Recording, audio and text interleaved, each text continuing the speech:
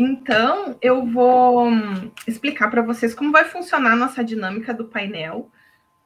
Proponho que, primeiro, os autores apresentem seus trabalhos em sequência. Eu vou apresentar os nomes dos trabalhos e os nomes dos autores, e nessa mesma ordem, eu vou convidar, então, o primeiro para se apresentar. E nós teremos 20 minutos para cada um de vocês apresentarem o trabalho. Depois das 3 apresentações, então, eu vou chamar os comentaristas. Cada um de vocês foi convidado a comentar o paper. E depois do comentário dos comentaristas, então, nós vamos abrir para a plateia, para a audiência também, colocar suas questões e comentários. Tudo bem? Ok. Vou pedir também que, enquanto o autor estiver apresentando seu trabalho, os demais estejam no modo mudo, para não atrapalhar os ruídos do externo, certo? Então, já inicio apresentando os trabalhos e os autores. O primeiro que vai apresentar são os autores da Cultura do Individualismo e Aversão ao Risco nas Indústrias dos Países do G20, uma análise sobre a estrutura do capital e desempenho, de autoria de Oderson Panosso, que está aqui conosco, do Instituto Federal do Rio Grande do Sul, Brasil. Isso. Também como coautores a Gleice Carvalho de Lima Moreno, da Universidade Federal de Rondônia, a Luciana Castro de Carvalho e o Tarcísio Pedro da Silva, ambos da Universidade Regional de Blumenau, no Brasil. É o Oderson que vai fazer a apresentação, certo? Isso. Eu só vou ler os outros trabalhos e aí depois vocês já podem apresentar. Tudo bem. O segundo trabalho, denominado de Speed of Adjustment of the Cash Holdings in Storage or Excess on the Family Ownership Effect, de Serhat Yaman, da Universidade do Pacífico, Peru, também como coautor Belém Lozano, da Universidade de Salamanca, na Espanha. E o terceiro, Determinants of the Financial Contracts of Investment in Brazil, de Wagner Dantas de Souza, da Universidade Regional de Blumenau, o Nelson Ren, também da mesma universidade, e o Tarcísio Pedro da Silva. E quem vai apresentar, imagino que seja o Wagner. Certo? Então, já convido o Oderson para colocar sua apresentação e está com a palavra. Ok. Vou abrir aqui.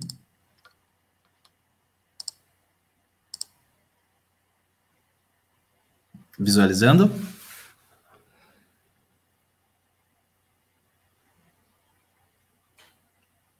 Só confirma se está visualizando a apresentação.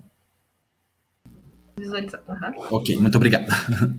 Bom, bom dia a todos, bom dia, colegas, bom dia, professores.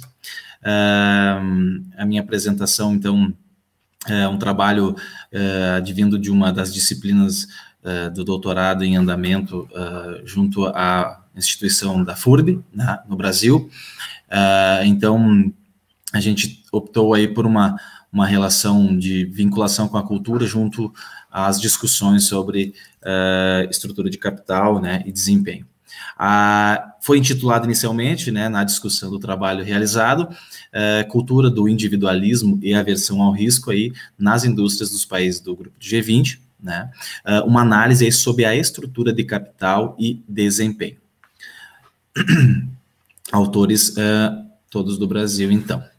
Bom, inicialmente, cabe destacar, né, considerando o nosso tema da sessão, né, nós temos aí finanças corporativas e estrutura de capital, né, é um tema bastante estudado em finanças, né, que nos remete a uma discussão de diversos ângulos e também outros estudos demonstrando aí a questão da estrutura da dívida que influencia o desempenho das empresas. Então, nesse contexto, foi possível identificar, junto ao levantamento do trabalho, que existem aí diferentes respostas da relação da estrutura da dívida sobre desempenho, né, em relação aos países, né, considerando esses estudos e esses levantamentos que não consolidam e trazem a discussão à tona, foi então que surgiu a verificação de ampliar a discussão sobre a perspectiva da relação da estrutura de capital no desempenho das empresas, onde surgiu como problema de pesquisa no levantamento em identificar qual a influência dessas dimensões da cultura, né, mais especificadamente sobre a característica da cultura nacional do individualismo e aversão ao risco, né, de Hofstede, que comentarei mais adiante na literatura, na relação, então, das escolhas da estrutura de capital com o desempenho das empresas, né, onde o objetivo, então, do estudo ficou entre analisar a influência dessas dimensões, né, do individualismo e aversão ao risco, na relação entre as escolhas de formação da estrutura de capital com o desempenho das empresas. Então, aqui a gente consegue entender um pouquinho mais sobre os estudos que levantaram a hipótese do objetivo de pesquisa, né, dando mais uma consistência em relação ao conteúdo. Então, a gente tem estudos que demonstram uma relação entre as escolhas da estrutura de capital influenciando o desempenho das empresas. Isso já é desde os estudos clássicos de Miller, onde traz ali a discussão da estrutura de capital em relação a outras características que envolvem a empresa. Dentro desse contexto, os estudos que buscaram analisar o impacto, então, da estrutura de dívida no desempenho de algumas empresas trouxe resultados divergentes, o que levou, então, a uma contradição em relação a uma relação direta. Isso baseado em diferentes estudos espalhados pelo mundo, né, onde países fizeram, onde estudos realizados em países diferentes levaram aí a relações às vezes negativas e positivas sobre a característica da estrutura da dívida em relação ao desempenho da empresa. Então, por esse motivo, as decisões de estrutura, elas são influenciadas de uma certa maneira junto à cultura, né? Então, os estudos que têm abordado a questão comportamental induzida pela cultura nacional, como possível influenciador das decisões de financiamento das empresas, na composição da estrutura de capital. Então, dentro do contexto que se envolve a relação entre a discussão da estrutura da dívida sobre o desempenho da empresa, a gente chega a essa figura na tentativa de ampliar a discussão para a demonstração das características que podem ser interpretadas a partir dela. Então, dentro desse contexto, a gente apresenta a figura onde destaca exatamente a proposta do objetivo do trabalho, que é a verificação da questão da cultura do individualismo e aversão ao risco, que são itens da cultura nacional considerada por Hofstede, né, discutida também em diversos outros trabalhos, onde a gente apresenta a moderação. Então, basicamente, os estudos discutiram a estrutura de capital sobre o desempenho das empresas, o que os resultados não são todos consistentes, dando divergências em alguns dos estudos, sendo positivas ou negativas sobre essa reinfluência, e a gente avança nesse estudo trazendo aí a cultura, mais especificadamente, a característica da cultura individualismo e a característica da cultura da aversão ao risco, como uma possibilidade de interpretação maior sobre essa relação. Considerando que a gente está analisando o grupo dos países do grupo G20, a gente leva em consideração que as características culturais são influenciadoras, e essa influência moderadora na relação entre a estrutura de capital e o desempenho das empresas pode nos dar algumas respostas passíveis de interpretação e ampliação da discussão sobre a estrutura de capital no desempenho das empresas. Então, espera-se, né, dentro desse contexto, que a cultura do individualismo potencializaria e a cultura da aversão ao risco reduziria.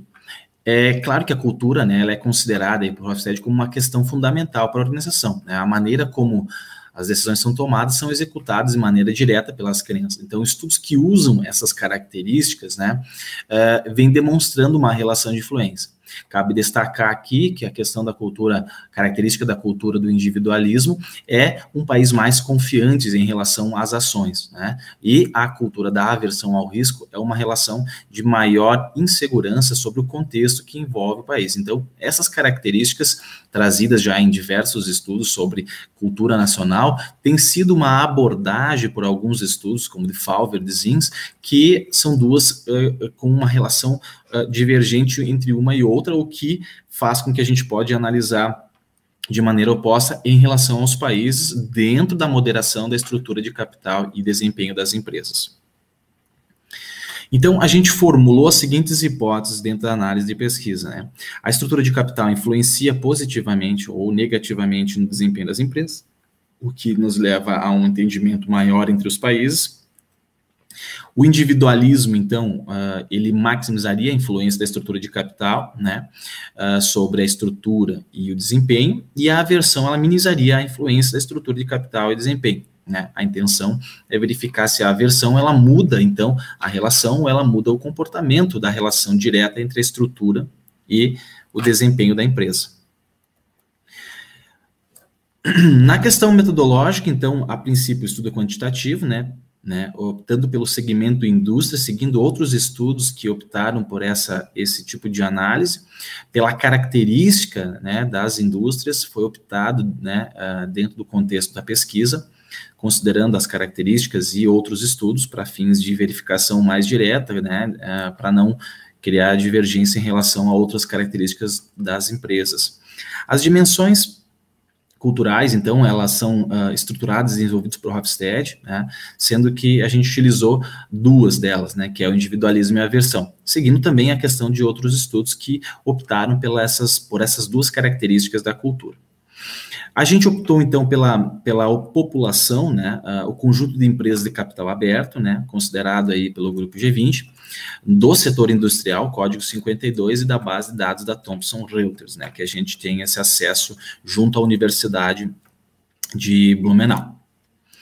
Bom, aí, nas equações que foram aplicadas e a tentativa de testes, né, basicamente foi trabalhado a variável dependente desempenho, que seria, então, o marco de Buck, né, foi optado por essa variável desempenho, e, então, a relação do nível de endividamento, né, a relação direta com ela, e as variáveis de controle, tamanho e tangibilidade, né, com o efeito fixo aí de ano e efeito fixo de país. Tá? Isso para verificação aí já da primeira hipótese, né. Para a segunda hipótese, então, a gente insere dentro da característica do endividamento a multiplicação, né, com a cultura do individualismo. Então, a gente tem a cultura do individualismo multiplicando o endividamento aqui, que é a tentativa de verificar como o nível da cultura ou da característica do individualismo definida lá pelo Hofstede, né, influenciando, então, o endividamento na relação do desempenho como variável dependente. Isso para responder a nossa hipótese 2. E para a hipótese 3, a gente também incluiu as mesmas relações, apenas incluindo, então, a aversão à incerteza com a multiplicação. Então, a gente, seguindo outros trabalhos e que verificaram a questão de moderação em relação a variáveis diretas, né, a gente faz a multiplicação para a mensuração desse contexto, respondendo também, nesse caso aqui, a hipótese 3. Bom, dos resultados, então, a gente cabe primeiramente a apresentar, então, os resultados de análise das indústrias do grupo completo, né? Então, primeiramente, a gente pode destacar que dentro da equação 1 a gente encontra significância, ou seja, a gente encontra que o nível de endividamento ele está positivamente relacionado ao desempenho da empresa, né? Juntamente aí com a variável tamanho e tangibilidade. A gente encontra também uma significância em relação à cultura, mas a gente observa a questão do endividamento multiplicado pelo individualismo, né, que é a questão cultural. A gente nota que a relação ficou positiva, tanto do endividamento com o individualismo, quanto o endividamento e a aversão ao risco. As duas tiveram uma redução em relação ao coeficiente, mas, mesmo assim, elas continuaram positivas, né? O que se esperava é que a aversão fosse negativa nesse caso, mas o contexto completo das empresas foi basicamente positivo nos dois, né? Ou seja, a cultura do individualismo, ela não potencializou, mas ela manteve o lado positivo que se esperava, porém a aversão à incerteza não foi o caso. Então, foi também coeficiente reduzido, mas foi positivo também. Aí, dentro do levantamento, nessa parte inicial do estudo, a gente notou que separar os países emergentes com os países desenvolvidos seria uma possibilidade de aumentar a discussão para entendimento. Então, aí abriu-se, então, os países emergentes. E aí, dentro dos países emergentes, a gente notou que o individualismo também manteve-se positivo em relação ao endividamento sobre o desempenho, e também dentro a aversão se manteve também positivo, o que acreditava-se que talvez a aversão fosse inverter o valor. Então, manteve-se também nos dois, apesar da redução, mas isso pode ser também dentro do contexto do modelo, do coeficiente ter sido reduzido. Daí, então, diante dos resultados sobre os países envolvidos, na separação dos países envolvidos, aí sim a gente conseguiu identificar com mais clareza o que se esperava em relação à cultura, ou seja, o individualismo se manteve positivo junto ao modelo, né, e a aversão, então, no caso dos países envolvidos, ela realmente inverteu a nossa relação, ou seja, tornou negativo, né, o que se esperava diante das características da aversão ao risco sobre a relação do endividamento sobre o desempenho da empresa. Então, aqui foi possível ver as diferenças culturais em relação aos países emergentes e desenvolvidos, o que cabe aí, talvez, mais discussões em relação a esse contexto, né, da proposta que foi apresentada. Então, dentro do resumo, a gente notou o quê? Se esperava, então, que fosse positivo ou negativo o contexto geral dos países, né? Aí, na hipótese 1, então, a gente encontrou relação positiva em todas elas. Na hipótese 3, que se esperava que fosse negativo, em todos os países, ainda assim se manteve positivo. Dentro dos países emergentes, também se manteve tudo positivo, tanto ao sinal da hipótese 1, que era a relação direta, e a hipótese 2 do individualismo e a hipótese 3 da aversão se manteve positivo. Já nos países envolvidos foi possível identificar o sinal encontrado através do que se esperava. Então, na hipótese 3, então, que se esperava que a aversão invertesse a relação, foi possível identificar essa questão em relação aos países envolvidos. Aqui a gente mostra como isso pode ser divergente em relação aos conteúdos. Então, foi possível comprovar que o nível de endividamento tem uma relação com o desempenho dentro da proposta de discussão. Esse resultado corrobora, então, com alguns estudos, né, principalmente na relação positiva, que quanto maior o endividamento seria maior o resultado, e foi possível identificar isso. A questão dos resultados foi possível identificar, né, que a cultura do individualismo, a característica da cultura do individualismo e a característica da cultura da aversão apresentam aí interferências na estrutura do endividamento e prova, então, uma influência significativa no desempenho das empresas. Então, foi possível encontrar significância da relação juntamente com a cultura sobre a moderação da cultura junto à relação direta entre a estrutura e o desempenho, né? E desses resultados a gente pode destacar, né, que os países eles divergem quanto à cultura e da aversão ao risco, né, que foi a mais pré-existente em relação aos países emergentes e desenvolvidos, com relação ao endividamento e desempenho, né? Então, essa relação positiva nos países emergentes e negativa aos países desenvolvidos. O que sugere que os países emergentes com maior aversão têm ainda menor influência no endividamento que reflete no desempenho, né? O que foi visto em relação ao resumo ali da relação entre os países emergentes e os países desenvolvidos. Dentro desse contexto, a gente pode concluir que a discussão ainda é pré-existente, lembrando, né, que a limitação do estudo, né, sobre utilizar o termo cultura, que é bastante complexo, né, basicamente no nível proposto por Hofstede em relação à característica do individualismo e aversão ao risco, que são características pré-determinadas a partir de uma perspectiva, né, e leva a uma análise, mas cabe destacar que são características utilizadas em diversos estudos e aplicações, e existe uma consistência em relação a ele. Mas, no contexto do estudo, foi possível identificar determinadas divergências e possibilidades que levam a gente não somente fazer as relações diretas, como se faz em diversos estudos, né, como, por exemplo, o endividamento com o desempenho da empresa, que é uma relação discutida e debatida, não somente ela, mas sempre considerar a questão cultural dentro do contexto que pode mudar, né, e pode transformar, às vezes, a análise direta um pouco mais, digamos, organizada para entendimento completo do estudo, né? Porque sempre quando a gente analisa o contexto da relação direta, das características, a gente está analisando dentro de um contexto cultural, dentro de uma estrutura cultural. Então, a tentativa do estudo foi basicamente ampliar a discussão, né, considerando que as discussões advindas dos artigos em finanças, a gente tem que levar em consideração a questão cultural, que isso interfere sempre nas crenças e nas interpretações feitas pelos agentes em relação às ações sobre a empresa, né? Então, eu não sei se eu passei o tempo, acredito que esteja mais ou menos dentro do contexto. Eu encerro a apresentação aqui. Muito obrigada, Anderson, cumpriu o tempo muito bem, sobraram uns 2 minutinhos ainda, e é muito bom ver a dimensão cultura aparecendo em trabalhos de finanças, né?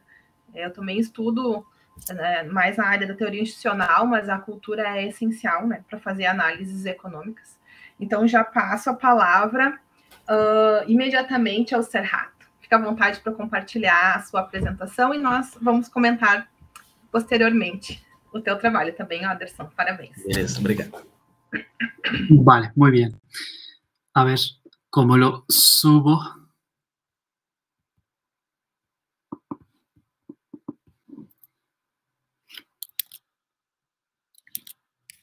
Yo creo que ya está, ¿no? Está compartilhando. Apenas coloque no modo apresentação, por favor. Ahora mismo, ya. Bueno, el nombre de la presentación, lo que estáis viendo es el the speed of adjustment of the cash holding in shortage or excess and the family ownership effect. Lo que estamos buscando en este trabajo lo estoy haciendo con una colega de España y con María Belén Lozano, lo que estáis viendo, ¿no? Y estamos buscando aquí básicamente 3 relaciones. Primero estamos buscando el valor, la importancia de velocidad de ajuste relacionado con cash holding, ¿no? Y luego estamos buscando a ver si esa relación cambia, a ver si ese adjustment, esa velocidad cambia en los momentos de shortage o en los momentos de exceso de cash, ¿vale? Y el tercer punto que está relacionado, ahora mismo voy a contar con detalle, ¿no? ¿De dónde sale ese cash holding? ¿De dónde sale y cómo afecta y qué afecta a esos tipos de velocidad de ajuste? Y vemos que sí que tiene una relación, esa velocidad de ajuste, con ownership, family ownership especialmente, o sea, las empresas familiares en este caso. Vamos a ver qué relación hay con las empresas familiares, estos tipos de velocidades relacionado con cash holding, ¿vale? Y bueno, el problema principal, el problema de investigación, lo que estamos teniendo y es al mismo tiempo el objetivo de nuestro trabajo, buscar esas relaciones, esa velocidad de ajuste, cómo funciona y cómo se puede definir esa velocidad de ajuste y depende de qué puntos, ¿no? Y luego al mismo tiempo en el shortage y en el exceso del cash, o sea, cuando tenemos poco cash o cuando tiene la empresa el cash exceso, cómo se comporta, qué hace la empresa allí para volver a su normalidad, entre comillas, si se puede decir. Y al mismo tiempo relacionado, en este caso ya vamos a ver que esto es un punto importante que está relacionado también con el cash holding y al mismo tiempo con esa velocidad que las empresas familiares, en este caso, o se puede decir propiedad de familia, ¿no? Especial. En este caso se puede decir que tiene una gran relación con este tema y vamos a ver si son más sensibles o no. Básicamente el trabajo que estamos ahí y la pregunta, el objetivo que estamos buscando en esta parte es esto, ¿vale? Para ver eso, para ver esas relaciones que estamos hablando, nos falta explicar un par de cosas ahí en la teoría. Primero, una de las cosas más importantes y de dónde nació este trabajo, de dónde nacieron esas ideas, no están relacionadas con trade-off theory. Eso seguro que todos lo sabemos, ¿no? O sea, la empresa sí o sí tiene que tener un nivel de cash holding en su mano, pero la pregunta más importante ahí en la literatura, ¿dónde está su nivel óptimo? O sea, ¿cuánto dinero tiene que tener la empresa? Ya lo sabemos todos que esto puede depender de muchas cosas, puede depender del sector, puede depender de la empresa, puede depender del año, puede depender de los factores macroeconómicos, etcétera, etcétera, muchas cosas ahí dentro de esa teoría. Y nosotros con basado en esa teoría, estamos intentando, usando toda la literatura también, ¿no? Queremos construir un nivel óptimo del cache para cada empresa, a ver si se puede, y luego buscamos a ver si empresa está en el momento, está en el periodo de shortage o está en el periodo de excess o no, o en este caso exceso o no. Y si es así, ¿cómo va a volver a su normalidad? ¿O cuánto demora para volver a su normalidad? Me refiero, en este caso, la normalidad es el nivel óptimo del cache de cada empresa, ¿vale? ¿Y qué rapidez, qué velocidad tiene para volver a este punto? Esta es la pregunta que estamos buscando nosotros, que básicamente con la teoría que hemos visto, con la literatura que hemos visto, así desde dos perspectivas, desde shortage y excess, no hemos visto un trabajo parecido. Justo por eso yo creo que esta parte es nueva para nosotros, ¿vale? Y su relación con empresas familiares, en este caso, en este punto es importante también, y esa relación de empresas familiares, especialmente en la tabla como estamos viendo, ¿no? Viene gracias a los costes de agencia en esta parte. ¿Y por qué costes de agencia? Porque ahora mismo en la siguiente diapositiva igual vamos a ver, hay muchos autores, hay muchas citas, mucha literatura relacionado con eso, ajustes de velocidad de ajustes también, pero al mismo tiempo con más todavía con empresas familiares, ¿vale? Y la idea principal de este tema relacionado con cache holding y costes de agencia, Dietmar, por ejemplo, está diciendo que en su trabajo de 2007, si no me equivoco, ¿no? Está diciendo que los costes de agencia son lo más importantes, son los puntos determinantes para tener el cache holding, para que tenga el cache holding una empresa. O sea, es un factor más importante, y no solo ellos, ¿no? Hay más trabajos ahí, dice. Y lo especial con la empresa familiar, pues las empresas familiares, bueno, nosotros ya sabemos que no hay un tipo de costes de agencia, ¿no? O sea, diferentes tipos de costes de agencia dentro de una empresa se puede hablar. Y las empresas familiares, o sea, se puede decir que el coste de agencia más importante en este caso es entre el fundador y el director de la empresa, ¿no? O sea, el CEO y el fundador.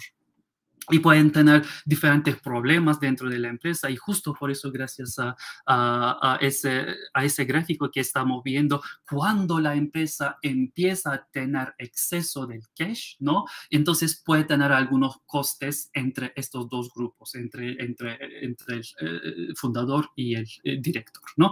Y en este momento la literatura nos está diciendo que puedan malgastar el dinero en las inversiones que realmente no tienen un valor para la empresa, ¿vale? O sea, básicamente estamos buscando el nivel óptimo del cash y estamos mirando a los ventajas y desventajas, a los costes, especialmente costes de oportunidad en este caso, ¿no? ¿Cuál es más alto, cuál es más bajo en este caso? Y en el periodo de shortage, ¿cuál sería el coste en este caso? Obviamente cuando la empresa puede tener algunos problemas de solvencia, puede tener, ¿no? Y al mismo tiempo quizás puede tener una buena inversión, pero no puede tener suficientemente liquidez para esa inversión, etcétera, etcétera. En este caso, si está en una situación de shortage, tiene que volver a su nivel de óptima del cash que vamos a generar en este caso. Relacionado otra vez con empresas familiares, como he dicho, que el coste de agencia más importante o más trabajado o más mencionado ahí en la literatura es entre el director y el fundador de la empresa.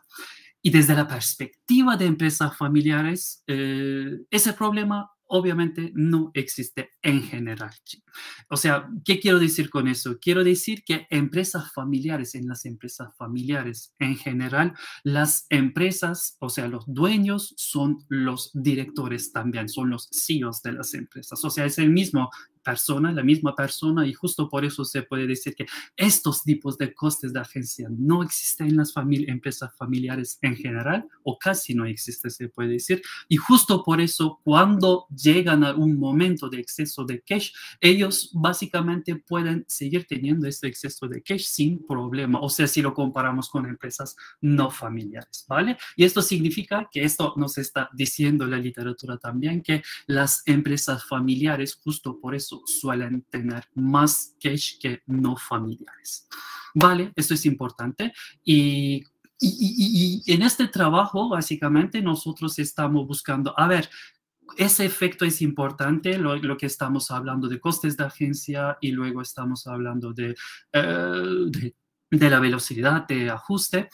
Y en las empresas familiares, o sea, es nuestra segunda pregunta, ¿no? En las empresas familiares, ¿cómo sigue? ¿Cómo es esa relación? Es uno de los temas que estamos buscando en este trabajo. Y he puesto aquí también ahí a la presentación el COVID-19 porque básicamente es el tema de la conferencia, ¿no? Y bueno, COVID-19 también está muy relacionado con ese tema que estamos viviendo en estos días, porque básicamente ya sabemos que tenemos o tuvimos o quizás tenemos todavía en algunas partes, ¿no? Un problema de liquidez y las empresas tienen problemas de solvencia y las empresas en general en todo el mundo se puede decir que están igual en un futuro, que es el tema de la conferencia también, ¿no? En un futuro cercano van a buscar las maneras de volver su nivel óptimo de level del cash, ¿no? O sea, quieran volver a su nivel óptimo de su efectivo en su empresa y justo por eso es una pregunta interesante también y está relacionado con la mejora de la economía. A ver si se pueden encontrar, cómo van a encontrar, cómo va a ser esta velocidad de ajuste y a partir de esos momentos, si todas las empresas encuentran su nivel óptimo del cash o si vuelven a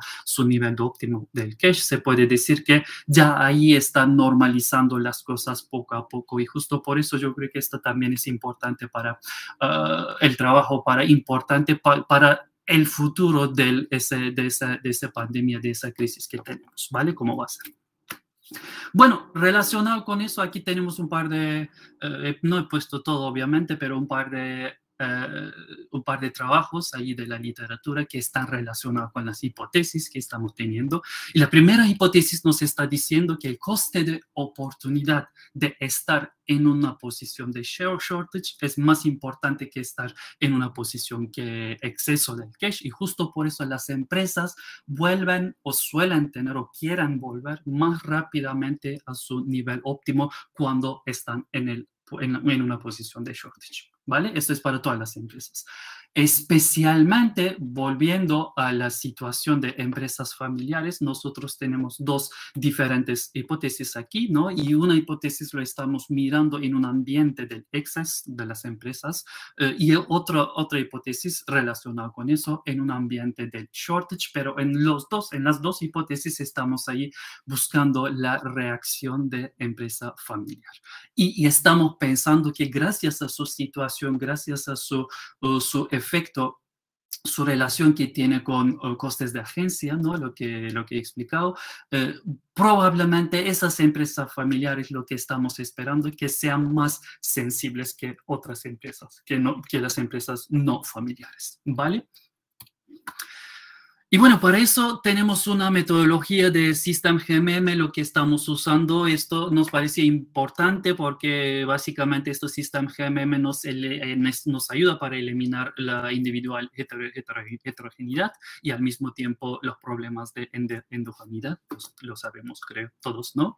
Y en la parte de muestra, que es una de los, entre comillas, se puede decir que de las limitaciones que tuvimos nosotros, pero una parte se puede decir limitación, pero otra parte se puede decir que no va a ser ningún problema ahí. Limitación lo estoy diciendo porque ya pueden ver que los datos que tenemos nosotros son hasta 2012, ¿vale?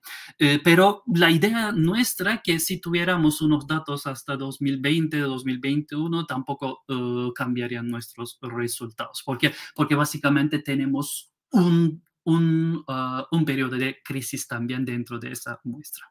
Bueno, nada, estamos trabajando con panel data, tenemos un panel data no balanceada y tenemos 1.541 empresas y están cotizadas en la bolsa todas y las observaciones están allí y dentro del año 2000 y 2012 lo que estáis viendo. Y lo que estamos trabajando con las empresas europeas, 15 empresas, lo que estáis viendo allí del este de Europa. Y hemos quitado algunas empresas financieras y algunas utilidades reguladas y las empresas controladas por el Estado tampoco lo estamos trabajando, ¿vale? Y al mismo tiempo hemos eliminado,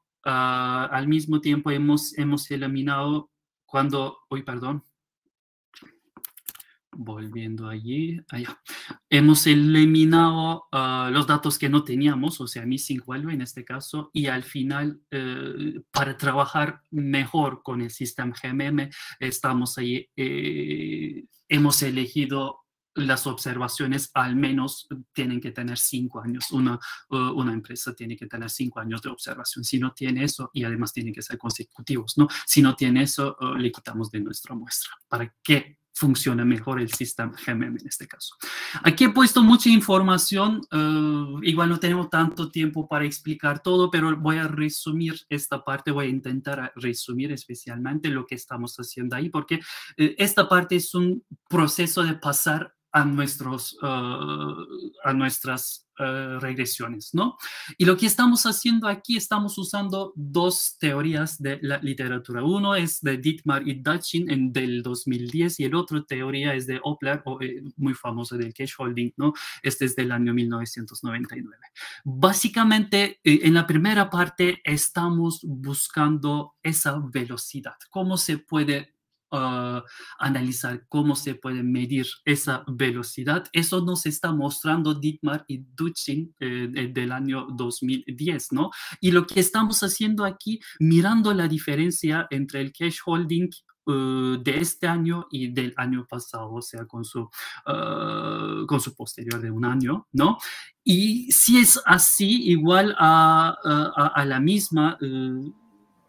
misma cálculo lo que estamos viendo también, pero aquí hay una pequeña diferencia en lo que estamos haciendo. En este caso estamos, en segunda parte, estamos generando un nivel óptimo, del cash holding para cada empresa. Esto es importante porque, como he dicho, o sea, ese nivel óptimo, ese nivel target, se puede decir, ¿no? Objetivo de la empresa, del cash holding, puede depender de cada empresa. Cada empresa tiene diferentes culturas, cada empresa, y cada año tiene diferentes relaciones, incluso diferentes managers, diferentes directores tienen, y cada uno puede tener diferentes ideas ahí de tener ese cash holding en su empresa, ¿no? Pero nosotros básicamente, o sea, la idea principal ahí es que ese efecto de lambda que salga y sea igual a 1, ¿no? Porque básicamente estamos haciendo mismas regresiones y el cambio debería ser mismo,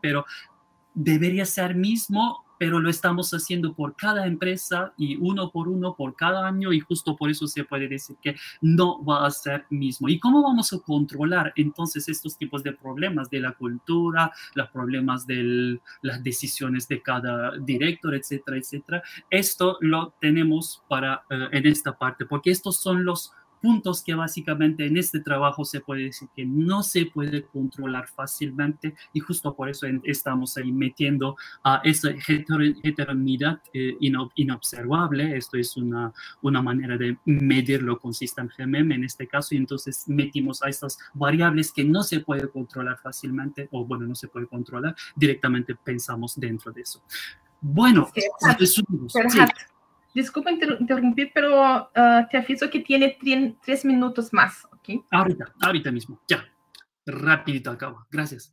Ya, la relación nos está diciendo que 1 menos lambda nos está dando el speed of adjustment, en este caso la velocidad, ¿vale? Lo calculamos gracias gracias a la literatura Dittmar and Dachin, y lo usamos para calcular eso, para calcular el objetivo, la literatura de Opler en este caso. Vale, ¿qué nos añadimos? ¿Qué hemos añadido nosotros a estas variables? Básicamente hemos añadido un par de variables de dummy, y uno es el excess, si estamos ahí en una posición de excess arriba de este óptimo nivel o no, por cada empresa y por cada año, y si la empresa es una empresa familiar o no, y al mismo tiempo si está en una posición de excess y si es una empresa familiar o no. Diferentes tipos de variables de dummy estamos usando, y gracias a las hipótesis que hemos generado, estamos ahí esperando diferentes reacciones, primero para toda la literatura, para toda la muestra, perdón, y luego para las empresas familiares especialmente. Voy un poquito rápido porque hay tantas cosas, pero perdón, ahorita mismo voy a acabar en poco. Y los resultados, todos quiero mostrar que sí que son significativos y tienen una señal, como sabemos nosotros o como estamos esperando. En este caso se puede ver que el efecto de empresa familiar es negativo en este caso, y todos están significativos y muy significativos. Y los resultados nos están diciendo que sí, o sea, confirmamos la hipótesis 1, básicamente dice que las empresas vuelven más rápido en una situación del short a su normalidad, a su óptimo, que en una situación de excess of cash. Y las empresas familiares en el momento de excess no quieren volver tan rápidamente a su óptimo. ¿Por qué? Porque las empresas familiares, gracias a sus efectos, ¿no? Ahora mismo voy a contar con resumen, ¿no? Y la hipótesis segunda B, también desde la perspectiva de shortage, está diciendo que es al contrario. En este caso, las empresas familiares ven que ahí el coste de oportunidad es más alto que no familiares, entonces vuelve más rápido a su nivel óptimo desde la perspectiva de empresa familiar. Y bueno, estos resultados, ¿qué nos dicen? Nos dicen básicamente cómo estamos ahí pensando también, ¿no? Las empresas familiares. Primero, las empresas generales están más ahí, piensan que en una posición short están o tienen más peligro que en una posición excess, y justo por eso quieren volver más rápido a su óptimo las empresas en general. Y desde la perspectiva de empresas familiares, como suelen tener más cash, como suelen no tener costes de agencia, es lo más importante primero, y justo por eso están más sensibles, y en una situación de shortage, especialmente en una posición de shortage, quieren volver más rápido a su normalidad, quieren volver más rápido a su óptimo, pero en una posición de excess cash no les importa tanto, o sea, pueden demorar más, mejor dicho, que las empresas no familiares. Bueno, esto es todo. Perdón que había tantas cosas que quería contar muchísimo más, pero muchísimas gracias. Parabéns, Serhat, muy buena.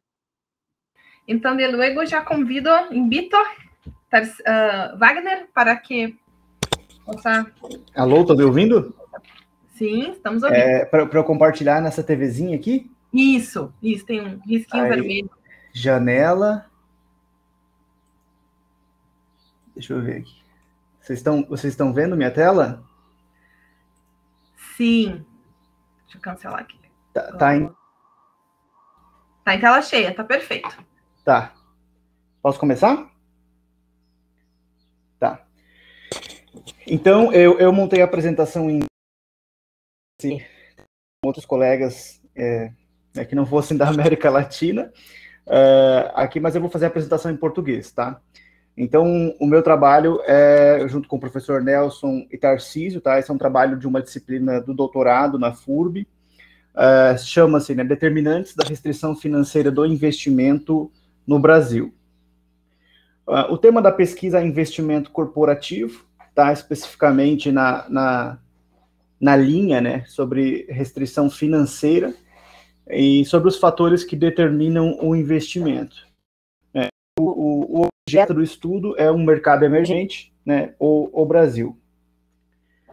Basicamente, né, o problema de investigação é que a literatura sobre os determinantes, né, os fatores que determinam o investimento em economias emergentes, né, principalmente na América Latina, né, é inconclusiva, né? Isso por quê? Porque não se consegue diferenciar se são as características da empresa que determinam o investimento em nível de firma, se são características do setor, ou se são características dos países, né? Especificamente, eles estão em um ambiente muito turbulento, com risco político, institucional, enfim, que gera um alto grau de assimetria de informação no mercado de capitais, além de ter um baixo desenvolvimento do sistema financeiro, e tudo isso gera um racionamento de crédito, né, e gera restrição financeira nas empresas. Então, o objetivo da pesquisa, né, é identificar os fatores determinantes do investimento corporativo em economias emergentes, no caso, estudando o Brasil. No referencial teórico, né, nós trazemos uma abordagem econômica, né, que sai da macroeconomia até chegar na teoria de finanças corporativas. Na teoria clássica do investimento, né, que vem da teoria geral de Keynes, né, tinha-se uma noção do investimento como uma função simples, né, sobre preços, quantidades e choques. Esses modelos eles foram se desenvolvendo, né, a partir da discussão de Keynes, com Kalecki, Marshall, enfim, existem diversos teóricos, mas chega um determinado momento ali, a partir de 1950, né, que se começa a discutir, principalmente com Eisner, né, Mayer e Kuhn, em 57, de que você precisa trazer para analisar um investimento corporativo, você precisa ter modelos capazes de analisar variáveis reais, né, e sair um pouco da linha da macroeconomia. Então, o modelo neoclássico da teoria do investimento, né, aí eu trago o Schrinko para representar, é um modelo em que o investimento seria uma função, né, da depreciação econômica, né, a substitutibilidade entre renda e capital, né, e o investimento em ativos físicos e vendas, né. Aí é o que a gente já conhece dentro da linha de finanças corporativas. Especificamente, né, a partir de 1988, com o trabalho de Fasari, Hubert e Peterson, né, começa-se a discutir os modelos de restrição financeira do investimento. A hipótese aqui é de que a assimetria que existe no mercado de capitais, ela gera um racionamento de crédito e faz com que algumas das firmas elas tenham acesso a fundos externos para financiar o investimento e outras não, né? Essas que não têm esse acesso são chamadas de firmas restritas, né? E, por consequência, elas teriam um custo do capital mais elevado e também uma maior dependência por fundos internos, né, para financiar o investimento. Esses modelos também evoluíram. Aqui eu trago um exemplo dos professores Almeida e Campelo de 2007, né, que traz, então, nessa visão de restrição, o investimento sendo uma função da oportunidade de investimento defasada, representada pelo Q de Tobin. Aí o cash flow, né, o fluxo de caixa, que representa fundos internos, e também uma função crescente positiva da tangibilidade de ativos. Tá? Essa tangibilidade, né, seria a presença de ativos imobilizados, né, que poderiam ser dados em garantia, né, como colaterais para financiar o investimento. Então, hoje, trabalha-se mais nessa linha, né, principalmente porque, na visão dos credores, eles analisam as decisões de investimento considerando, né, a capacidade de geração de caixa e também a tangibilidade dos ativos das empresas. Aí nós trazemos alguns estudos, né, que trazem os determinantes, né, do investimento corporativo em economias emergentes. Então tem vários estudos, né, o foco foi aqui no Brasil, mas também tem China, Irã, enfim, outros países, né, mas a grande questão é que vários desses modelos não tratam a questão dos problemas econométricos dentro do modelo de investimento, e os sinais eles são variados, tá? E eles também não consideram as variações macroeconômicas. Então, o nosso trabalho pode parecer batido muitas vezes, né? Porque mais um trabalho sobre fatores determinantes, mas aqui nós estamos tentando tratar alguns dos problemas que esses estudos anteriores eles não trataram.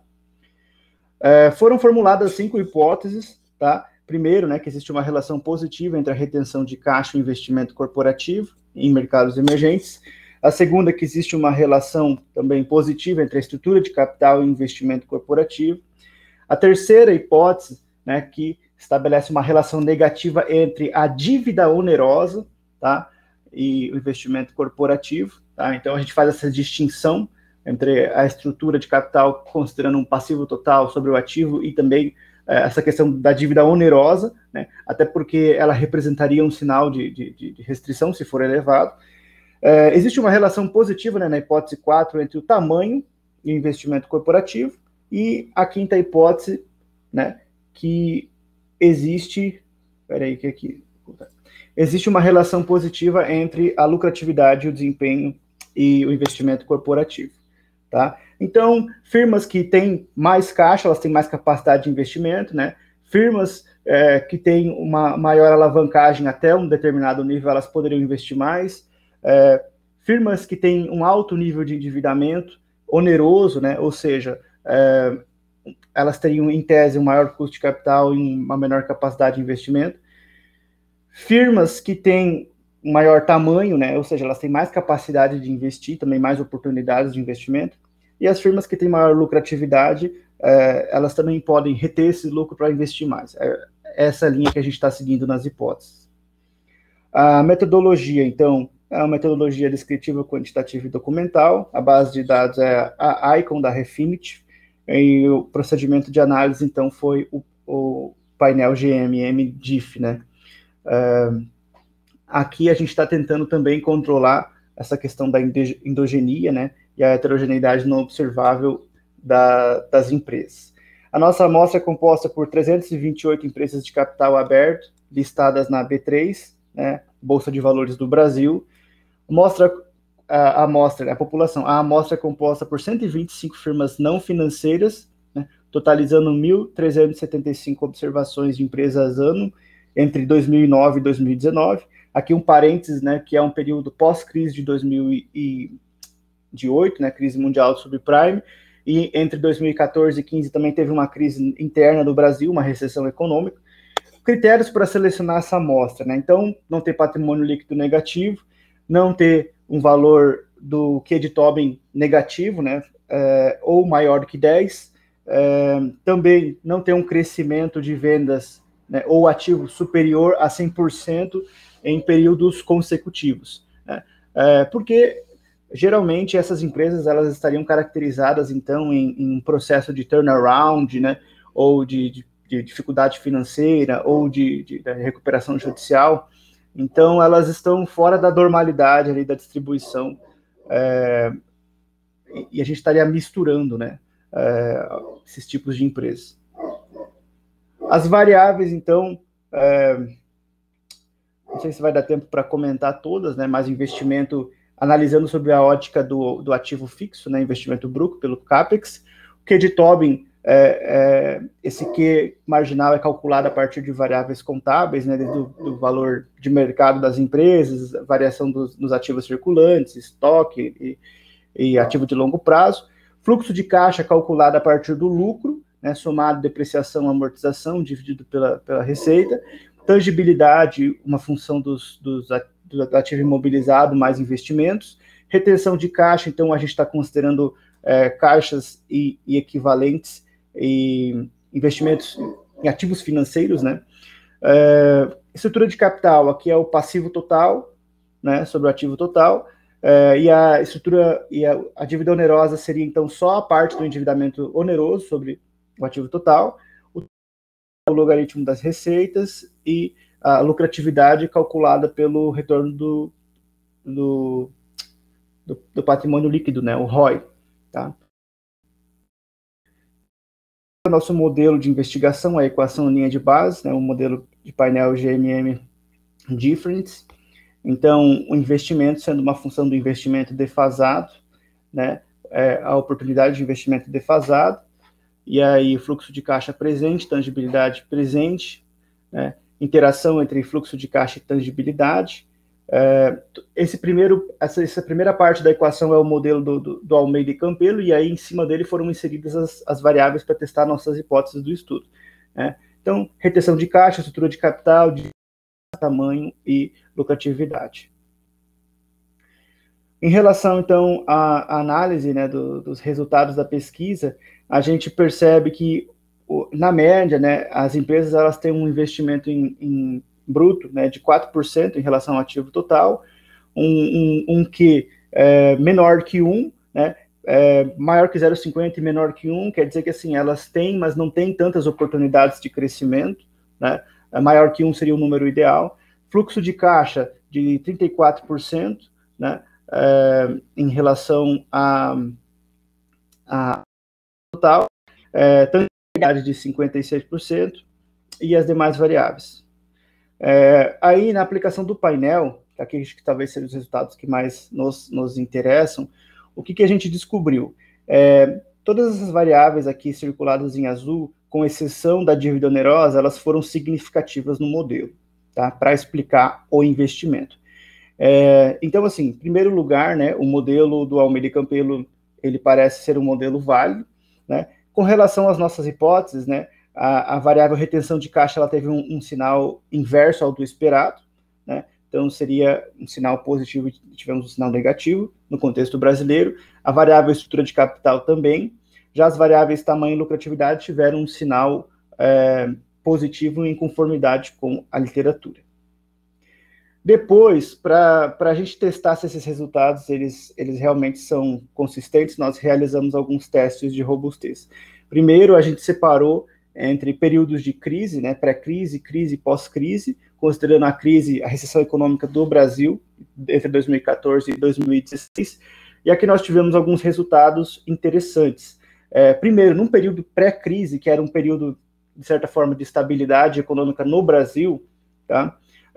Nós não descobrimos o efeito da sensibilidade do investimento em relação ao fluxo de caixa, o que põe em xeque se existem restrições financeiras, né, que é no investimento, que é o tema da pesquisa, ou se o modelo utilizado realmente é adequado quando a gente está analisando um período intertemporal um pouco mais longo, né? Já no período de crise, o sinal do fluxo de caixa foi significativo, tá? O que isso significa? Significa que realmente as empresas elas demandaram fundos internos para financiar o investimento e que é um sinal de restrição financeira. Então, bom, na crise houve um racionamento de crédito, as empresas dependiam do seu fluxo de caixa para financiar esse investimento, tá?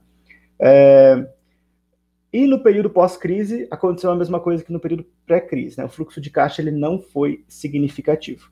E aí um parênteses, né? Porque nas nossas hipóteses a gente percebe aqui nessas bolinhas em azul que algumas das variáveis elas não são significativas, né? Quando a gente segrega a amostra em período, né? O que isso significa? O que significa que talvez esses fatores determinantes eles estão sendo influenciados também por variáveis macroeconômicas, né? Pelas condições macroeconômicas, e que isso deve ser controlado nas equações de investimento, tá? Um segundo teste de robustez utilizado foi segregar a amostra a priori entre firmas restritas, né, e não restritas, tá? Esse é o critério também mais utilizado na literatura, né? Então a gente separa as empresas pelo grau de tangibilidade, né? As empresas que são altamente tangíveis, né, ou seja, estão no terceiro decil superior, são consideradas sem restrição financeira, e as que têm baixa tangibilidade são consideradas com restrição financeira. Nessa segregação, a gente percebe, pelo coeficiente positivo do cash flow, que também é positivo, ou seja, independente da tangibilidade, as firmas dependem da geração de fundos internos, tá? O que põe também em xeque essa questão da restrição financeira do investimento, tá? Então, assim, em primeiro lugar, em termos de hipóteses, né, o que a gente descobre?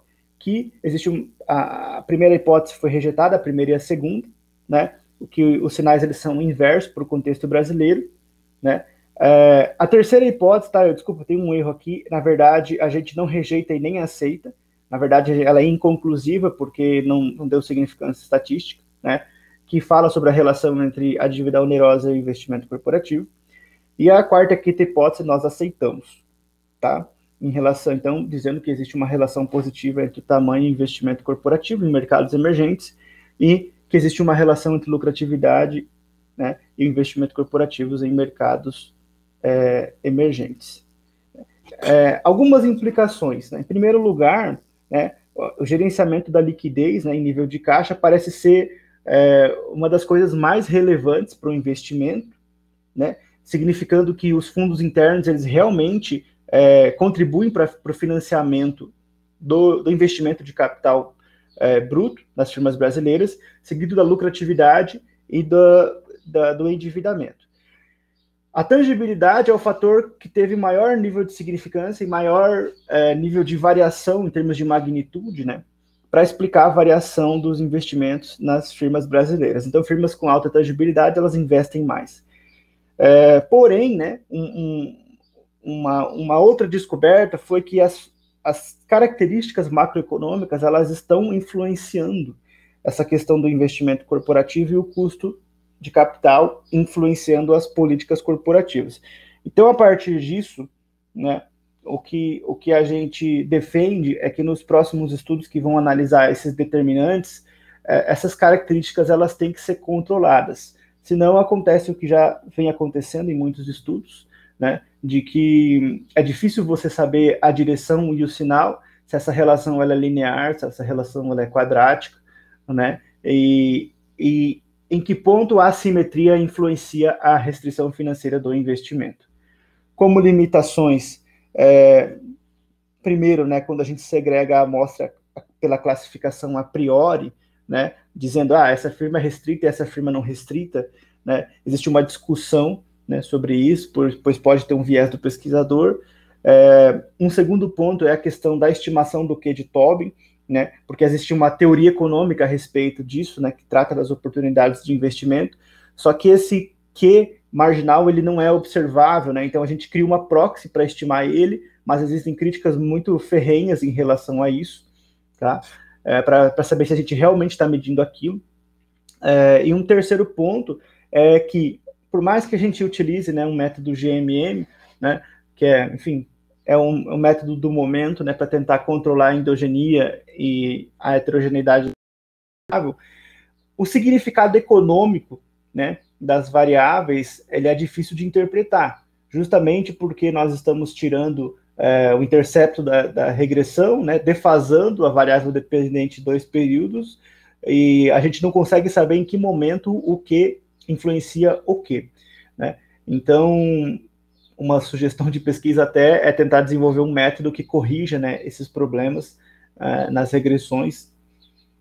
E para pesquisas futuras, então, tentar explorar outros critérios de restrição financeira, tá, que classifiquem as firmas ex post, né, ou seja, que o próprio método segregue as empresas e não que existe um dedo do pesquisador. Depois, estudos, né, que separem a questão do setor, né, e a influência do setor e das crises, né, eles podem estar influenciando a restrição financeira em diferentes perspectivas econômicas, né? Então, assim, essa questão das variáveis macroeconômicas, até eu pensei em criar um instrumento, né, no GMM, mas é muito complicado separar o que está afetando o que, né, essa relação de causalidade, tá? E variáveis também de assimetria de informação, ciclo de vida e política de dividendos também são campos férteis, né, para análise da restrição financeira em economias emergentes, tá? E é isso. Contato para correspondência. E vamos às discussões. Muito obrigada, Wagner. Parabéns pelo trabalho, super importante, ainda mais nesse nosso momento, né, que não tem empresa que não tenha, pelo menos, reduzido, né, a sua liquidez.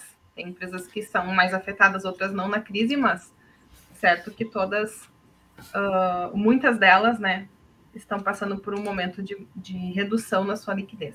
Eu já convido, então, para que você continue com a palavra para fazer os comentários ao trabalho do Anderson, pode ser? Pode ser. Eu montei uns 3 slides aqui. Ótimo. Vocês estão vendo? Uhum. Sim. Tá, então vamos lá.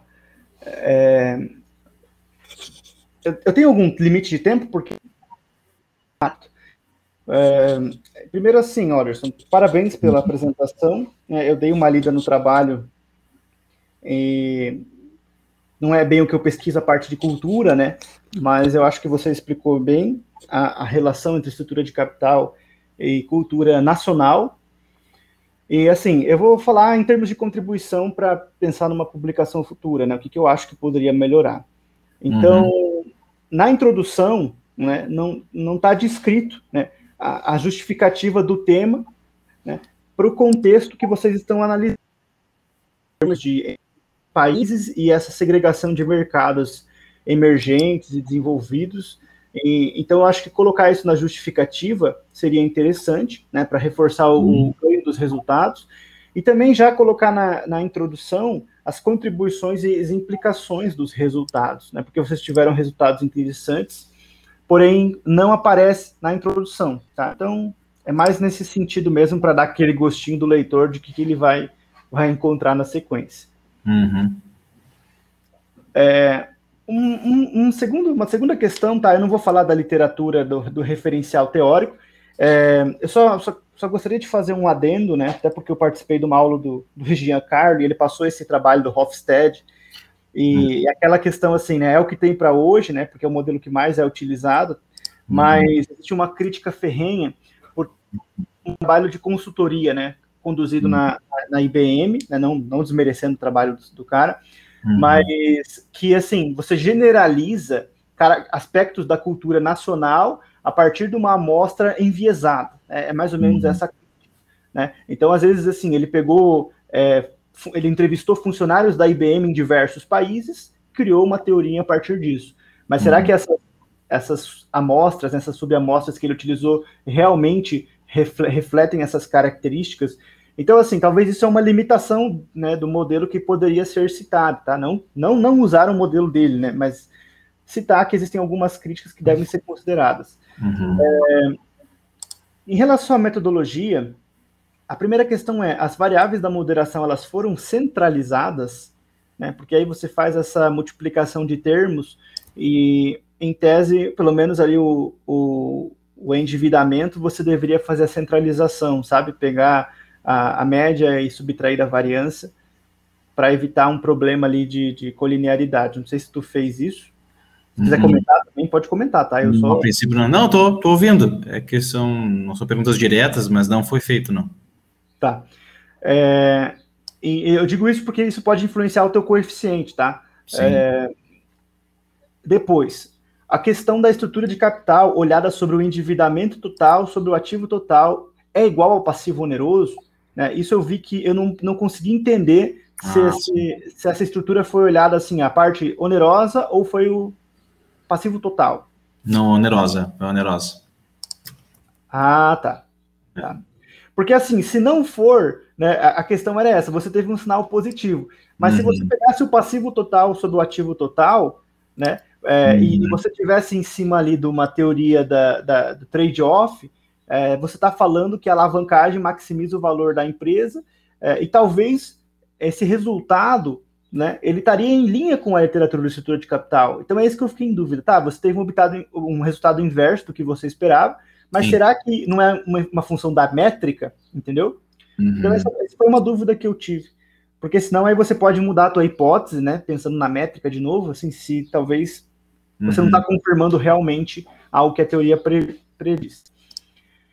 Depois, essa questão da tangibilidade, né? Eu também usei essa variável e tem muitas formas de você calcular isso. Alguns pegam o imobilizado sobre o ativo, soma imobilizado com investimento, soma o imobilizado com circulante, e aí você colocou ali líquido, né? Então, assim, não está descrito o que é. Se você puder colocar na fórmula depois, descrever como é que foi calculado, porque ficou assim... Sim, ficou claro. Não ficou claro, da onde que é esse imobilizado líquido, se é a variação de um ano para outro, ou se está incluso alguma outra métrica, entendeu? Sim. Tá. Um outro ponto é essa questão da regressão, né? Foi OLS ou Probit? Porque depois eu vou... Tá, daí se foi OLS, foram testados os estimadores de efeitos fixos, né? Essas coisas assim, aleatórios, pooled, Porque você bota efeito fixo ali, né? País e ano. E assim, você está forçando, né? Assim, você está endurecendo os pressupostos da regressão e talvez tem que ver se... eu sei que é um hábito nosso, muitas vezes, né? Se realmente é necessário. E tem que pensar uma coisa também, né? Quando você bota efeito fixo de país, tu tá só mudando o intercepto, né? Tu não tá mudando as outras variáveis. E talvez o que você precise não é um efeito fixo de país, porque depois você não tá analisando por país, né? Tu tá analisando por mercado, né? Tu segrega a amostra depois. Então, esse efeito fixo, como ele tá como uma variável dummy, eu acho, né? Ele talvez deveria ser um instrumento ou como um nível, tá? Porque eu não sei que ganho você tem em botar variável dummy de efeito país aqui, tá? De ano, tudo bem. De país, porque assim, a tua análise não é meio que em nível de país, entendeu? Agora, assim, se tu acha que muda o desempenho em função desse efeito fixo de país e que isso vai mudar a relação com os coeficientes, depois só aumenta a tua tabela de regressão para falar, olha, nesse país analisado, no Brasil, é tanto, no outro país é tanto, né? Para ter um sentido, assim, de comparação, entendeu? Então, esse é um ponto. É que depois aqui, ó, na tabela 5, por que eu perguntei se era Probit? No texto está escrito Probit. Tá. Aí quando eu olhei teu texto, eu falei, não, mas ele não rodou Probit. Não, foi escrito errado. Aí é só por isso que eu fiquei em dúvida. E aí, assim, ó, com relação aos modelos, tá? Acho que eu tenho algumas críticas um pouco mais pesadas, assim. Primeiro, né, na tua hipótese, tá, que a moderação, ela maximiza essa relação. E a pergunta é, ela maximiza mesmo?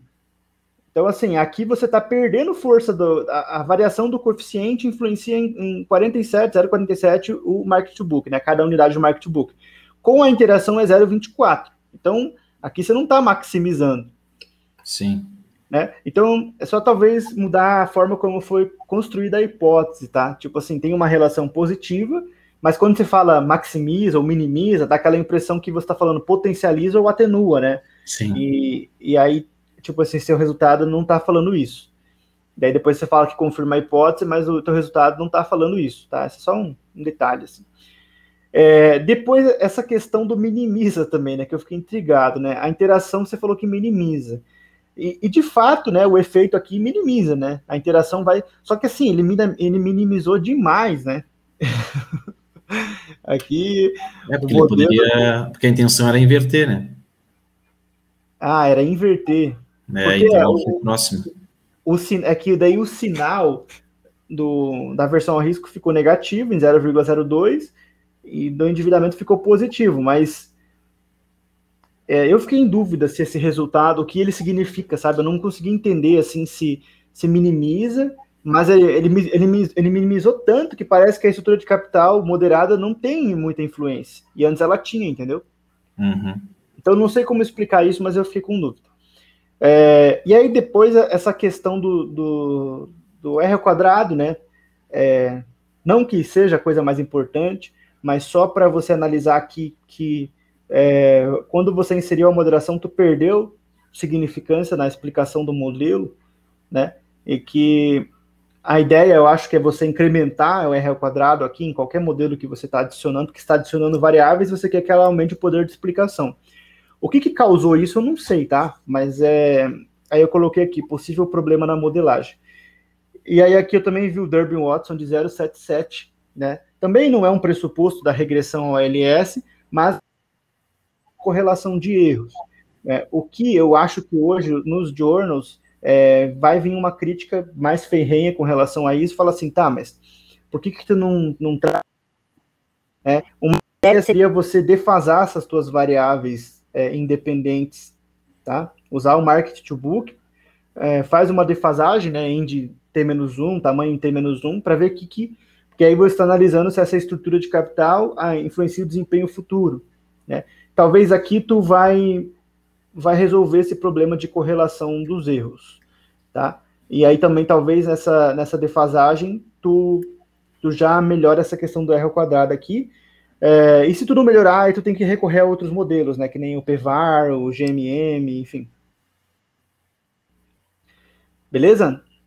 Uhum. E por último, na questão da discussão só, eu já falei dessa questão do maximiza e minimiza. E aí aqui, nesse quadro de hipóteses, né, tu colocou aqui sinal esperado mais e menos, e aqui no modelinho mais e menos. A gente sabe que, assim, tem várias abordagens quando você fala de estrutura de capital, e a minha sugestão, tá, seria você escolher uma abordagem. Então, a gente está analisando pela trade-off, pela pecking order, porque senão fica uma coisa assim, pode ser positivo por uma teoria, pode ser negativo por outra. Uhum. Você da teoria, não dos estudos empíricos, né? Mas assim, a teoria ela fala que o sinal é positivo, aí teu resultado foi positivo, ok, confirma essa teoria para esse contexto. Agora, quando tu coloca mais e menos, tu gera dúvida, entendeu? Uhum. Só se depois você aumentar esse quadro aqui e colocar assim, uma linha, né? Tipo assim, em linha com essa teoria, em linha com outra teoria, para explicar, entendeu? Porque senão quem tá lendo não consegue entender assim o que isso significa, é mais ou menos. Uhum. Tá? Então, escolher uma abordagem ou explicar, que aí isso orientaria a sua discussão, né? Para falar assim, não, em países emergentes. E assim, o que teve mais diferença aqui entre emergentes e desenvolvidos foi essa terceira hipótese, né, que mudou bastante. Então, aqui talvez poderia incluir um parágrafo, porque isso aqui poderia dar sugestão para pesquisas futuras, né, do porquê que isso acontece, dessa moderação da aversão ao risco. Isso é que eu achei bem interessante. Beleza? Show. É isso. Bacana. O que você ajudou? Obrigada, Wagner. Ótimo, boa tua análise, muito boa.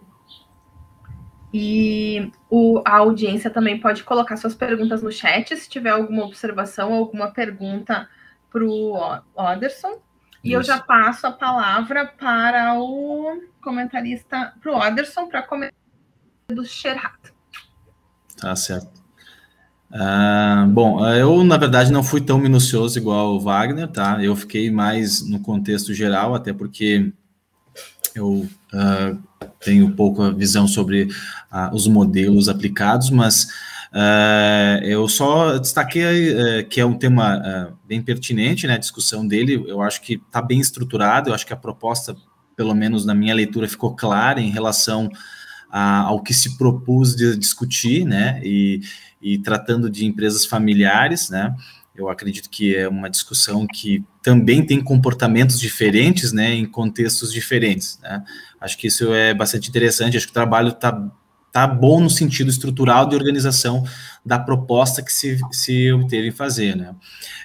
Eu só acho que, assim, como sugestão, né, sugestão contextualizada, aí eu senti uma necessidade ali de discussão das análises, né, dos resultados das análises, assim, uma discussão com outros trabalhos no sentido de tentar entender como que os teus resultados foram sendo desenvolvidos. Eu senti essa necessidade ali dentro das análises. Quando eu comecei a entender um pouco sobre os resultados, eu na minha interpretação, né, a necessidade de outros trabalhos para entender mais ou menos aonde que nós estamos com o que você avançou nessa discussão, sabe? Tipo, se algum trabalho encontrou a mesma linha, se a gente teve, eu sugeria, né, como o Wagner falou em relação ao trabalho de publicação, acho que foi uma necessidade maior de discussão em relação aos resultados. Eu acho que ali faltou um pouquinho de essa questão, assim, para tentar entender melhor, para a gente conseguir consolidar melhor essa relação.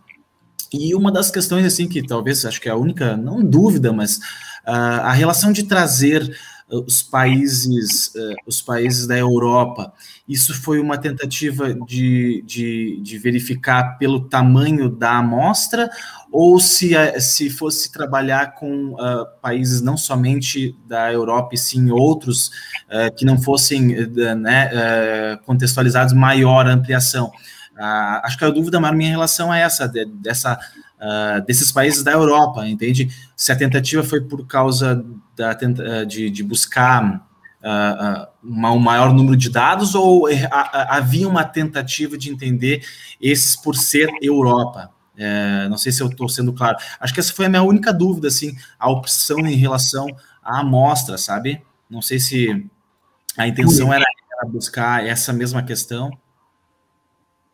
Muy bien, gracias, de acuerdo.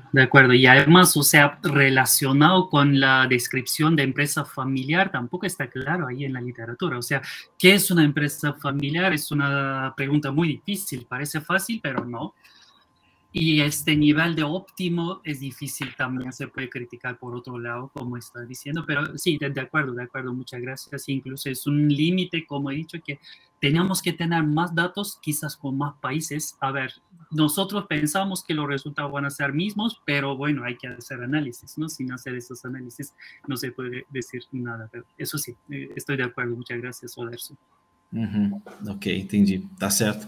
Essa era uma dúvida assim que eu tinha, porque aí me despertou, né, o interesse, né, de fazer essa aplicação com contextos maiores ainda, né, já em outras, em países não da Europa, né, desenvolvidos, a gente buscar outras áreas. Isso me chamou a atenção, daí já me instigou a tentar entender se esse comportamento, né, familiar ali tem o mesmo em outros países, né? Eu acho que faz até uma relação aí com o trabalho meu e faz uma discussão bem interessante. Eu acho que o trabalho é bastante interessante. Mas são esses pontos, eu fui um pouco mais geral, assim, tá? Nos meus comentários. Menos pontual igual o Wagner, mas eu acho que o trabalho é bom, o trabalho é bastante interessante. Esses detalhes é só, né, a questão de discussão, eu acho, e essa dúvida mesmo que eu tinha ficado em relação ao pergunta do trabalho. De acuerdo, tienes totalmente razón. Si no entiendo mal, porque en Latinoamérica también, especialmente en Perú, se están hablando en los últimos trabajos que las empresas familiares tienen un porcentaje de 70%, o sea, 70%, 75% de las empresas aquí son familiares, lo dicen los últimos trabajos, que esto es otro tipo de dinámica que Europa, ¿no? Si lo comparas con otro. Por eso sí, tienes razón totalmente. Muchas gracias. Nada, é isso. Obrigado. É isso aí. Bueno, posso comentar só um pouquinho? Não sei se vou... Serhat, parabéns pelo trabalho. Esse trabalho ele é fruto de alguma disciplina ou de tese, dissertação? No, pues este trabajo es bastante antiguo porque Belén es el profesor, mi profesor del doctorado ahí, estamos trabajando bastante con ella. Y ese trabajo era un trabajo que estamos pensando hace 5 o 6 años y para esta básicamente, esta presentación lo he preparado ahí bien rápido, por eso los datos son antiguos, no sé qué y tal. Pero es una parte de mi tesis, sí que se puede decir, del doctorado, porque estaba ahí trabajando con las empresas familiares. O sea, la idea no, pero lo que hemos añadido essa empresa familiar, sim, é uma parte de minha tesis. Dá para perceber, assim, pela leitura, pela forma como você escreve e pelas referências atuais e como você estruturou bem o referencial, então dá para ver que tem um nível de maturidade em relação ao tema bem grande. Em termos de contribuição, eu acho assim, você descobriu uma relação ali entre estrutura de propriedade, na empresa familiar, não familiar, e a velocidade de ajuste.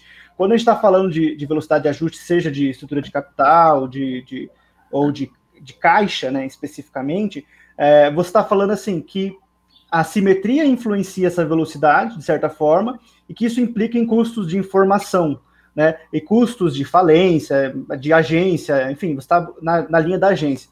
Mas aí a grande questão tendo uma velocidade mais rápida ou mais lenta, você tem mais custos ou menos custos. O que isso significa para a decisão dentro da empresa, da política dentro da empresa? Eu acho que, assim, teu resultado, ali para complementar o que o Oderson falou, depois da última tabela das análises, você pode escrever parágrafos falando, olha, essa velocidade em excesso ou em escassez influencia as políticas financeiras dessa forma. E aí, o trabalho, assim, ele abre a brecha para outros estudos continuarem estudando esse tema, mas fazendo a interseção com outras políticas financeiras. Porque você está mexendo com liquidez, e liquidez interfere investimento, interfere endividamento, interfere dividendo, né? Então, talvez você comentar sobre isso no final seja além de uma contribuição, mas criar uma nova agenda de pesquisas a partir do seu estudo, porque o método está muito bem desenhado, a literatura está muito bem desenhada, e os resultados também parecem ser consistentes. Em relação aos resultados, só mais um detalhe, eu falo demais, né? Mas eu acho que você poderia adicionar ali no teu painel 2 coisas, tá? Ou não sei se você quer colocar como tabelas assim mediante solicitação, né? Mas eu não sei se você usou o Arellano e Bond para fazer a autocorrelação dos erros, né? Então, colocar ali que não teve autocorrelação de primeira ordem, né? Só para, enfim, para justificar que o teu modelo está adequado e tirar essa angústia. E também colocar um teste de estacionariedade, né? Por quê? Porque você falou que tem um período de crise ali no meio, né? Naquele período de análise.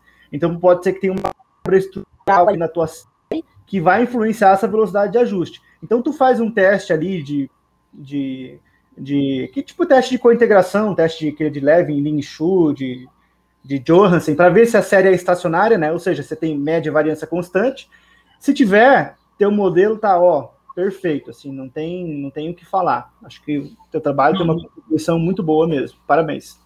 Sí, muchas gracias, muchas gracias. Sí, de acuerdo, o sea, hay cosas que no se puede controlar y hay cosas que, como tú dices, o sea, esto realmente está relacionado con la crisis que tiene la empresa, la necesidad de volver a su normalidad. Esa velocidad depende de qué. Esa pregunta es muy difícil ahí lo que estamos viendo y justo por eso estamos ahí intentando analizar o controlar la parte inobservable, la parte de heterogeneidad inobservable, que no sabemos si lo hace gracias a su cultura la empresa, no sabemos qué tipo de director tiene y qué tipo de deseos tiene ese director sobre esa decisión de política del cash holding, lo que estás diciendo tú también. Pero sí, o sea, con System GMM intentamos controlarlo y bueno, o sea, muchas gracias. Sí, quizás tenemos que hacer un par de análisis más a añadir ahí como robustness, me refiero mirando solo a la parte de la crisis que ha pasado entre los años 2007 y 2009, 2010 por ahí, ¿no? Y cómo afecta eso en 2 situaciones que estamos pensando también añadir estas cosas. Muchas gracias. Entonces, já estamos no adiantado da hora, mas para ouça seus comentários, Serhat. Te convido muy rápido. Vale, muy rápido. Este es un buen trabajo. Enhorabuena también a Oderson y a Wagner, también muy buenos trabajos. Y un par de cosas, un par de comentarios voy a poner, a ver si se puede.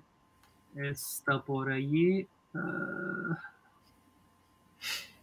¿Dónde estamos? Ahí, ya. Bueno, si no directamente... Ay, perdón, me perdí. A ver, el archivo, ¿dónde está? Allá. Ya, bueno. Primero, una preguntita. Mejor lo hago sin poner nada. Una preguntita. Es que en el trabajo yo no veo por qué estáis trabajando con las empresas públicas. Esto es importante, o sea, toda la literatura lo dice, pero en el trabajo no lo veo. Yo creo que es una parte interesante e importante decir por qué estamos trabajando por qué estamos interesados, sino privados, ¿no? Si quieres, acabo todo y respuestas. Luego la parte... Una sugerencia quizás puede ser, desde mi perspectiva, ¿no? Trabajar con las empresas financieras y no financieras al mismo tiempo, no sé si puede ser un problema o no porque no sé si tienen mismas reacciones a la inversión las 2 tipos de sectores, las 2 tipos de empresas. Y justo por eso quizás puede ser un pequeño análisis de robustness para ver si realmente comportan diferentemente esas empresas financieras y no financieras, puede ayudar quizás para el trabajo desde mi perspectiva, ¿vale? Y luego la parte que no entiendo, esto es onerous debt, se refiere con deuda exceso, si no me equivoco, ¿no? Desculpa, a dívida onerosa... eu não entendi a sua pergunta. Se a dívida onerosa... Sí, esto significa la deuda exceso, o sea, cuando tiene mucha deuda la empresa en general, ¿no? Não, é a parte da dívida bancária. Pensa assim, a parte da dívida, isso representaria um alto custo de capital, seria uma proxy para o custo do capital, custo do dinheiro. Vale, porque quizás una sugerencia para la segunda hipótesis, ahí estás hablando la relación entre estructura de capital y la inversión, ¿no? Y quizás esa relación no es lineal, porque es que pensando en la literatura, pensando todos sus efectos, ¿no? Quizás poca deuda sí que ayuda a la inversión, pero cuando estamos aumentando el nivel de la deuda, quizás puede tener un efecto negativo. Y justo por eso, mi consejo puede ser, quizás se puede poner algunas variables, o sea, con deuda y con deuda cuadrada, ¿vale? O sea, para ver si hay una relación ese tipo N o allí, quizás puede salir algo más interesante en esta parte. Es mi perspectiva. Y luego, otra preguntita, pensando desde el año 2009, no sé si esto se puede considerar como la época de post-crisis. O sea, crisis entiendo yo, estáis hablando de la crisis de Brasil en general, ¿no? Entre 2014 y 2016, ¿ya? Pero este 2009, no sé si es año... puede ser un año importante porque antes de este año teníamos una crisis mundial y muchísima más grande. No sé si se acabó el efecto de esta crisis grande financiera en el año 2009 en Brasil. O sea, no tengo esa información, pero esto es mi duda. Quizás sería mejor empezar con el año 2010, digo yo, no sé. Esto sería una duda.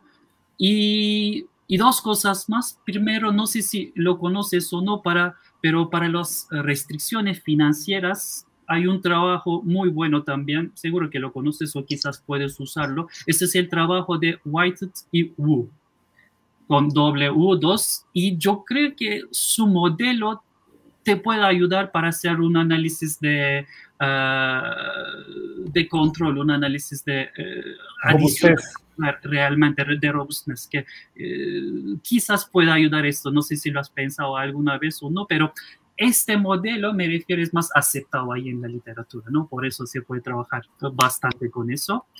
Y por último, dos consejos, porque yo he trabajado también con Cash Flow Sensitivity of Cash y Cash Flow Sensitivity of Investment también. Y sobre todo la primera parte, Cash Flow, la sensibilidad del cash, ahí hay un trabajo súper interesante e importante. Otra vez es el trabajo de la profesora Riddick, de Whitehead. Riddick y Whitehead están haciendo en el año 2009 un trabajo que se llama The Corporate Propensity to Save. Esto es interesante y están añadiendo cosas nuevas a esa relación porque hacen esto cash holding las empresas. Yo creo que puede ayudar bastante, porque me ayudó bastante, por eso digo, para hacer en mi trabajo. Y otro relacionado, Cash Flow Sensitivity of Investment, relacionado con la parte de inversión. Hay un trabajo también de mi universidad de Salamanca, mi ex universidad, ahí estaba en España. Hay un trabajo de Pindado, Requejo y de la Torre del año 2011.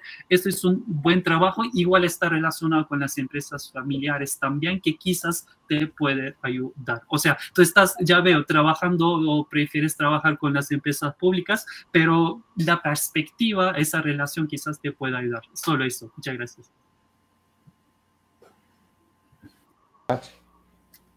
Em relação ao período, eu concordo bastante de começar a partir de 2010. Em relação a outros modelos de robustez, como tinha um limite de palavras para o evento, né? Eu não testei um outro modelo, eu foquei muito nessa questão das condições macroeconômicas, né? E também para testar se esse modelo ele funcionaria para o Brasil. A escolha do modelo, na verdade, foi condicionada, né, a estudos anteriores também. Então, sempre tem vários modelos para restrição financeira do investimento. Em relação às hipóteses, eu não tinha pensado, porque assim, a estrutura de capital tem uma relação positiva com o investimento até um nível ótimo, né? Só que eu não testei essa relação quadrática, então, realmente, enfim, uma coisa é o que a gente fala e pensa, outra coisa é o que a gente descreve, né? E testa. Então, eu vou considerar isso sim. E eu gostaria que você me passasse de novo, talvez aqui pelo chat, o nome do último artigo que você comentou. Esse da professora da Leigh Riddick Tony White, eu conheço os dois, de 2006 e 2009, mas esse da sua universidade eu nunca ouvi falar. Se puder mandar aqui no chat, dar uma... E acho que foram bem construtivas as críticas. Muito obrigado. Sí, no, a ustedes, a todos, Oderson, Caroline e Wagner, a todos. Obrigado, foi muito bom. Foi um prazer moderar esse painel com vocês, um prazer conhecê-los, fico à disposição também. E esse espaço é justamente para que a gente possa melhorar sempre os trabalhos, porque a visão de 4, né, aumenta, é sempre melhor do que a visão de um só, e às vezes a gente está escrevendo o nosso artigo, e consegue ter muito mais ideias ao ler o do colega do que fazer autocrítica, né, gente? Então eu queria pedir a permissão para tirar uma foto do nosso painel, todos sorrindo, por favor. Muito vocês agora para os talheres. Temos o talher de palisade e da economática, está acontecendo agora, tá certo? Muito obrigada, um prazer conhecê-los e estamos em contato.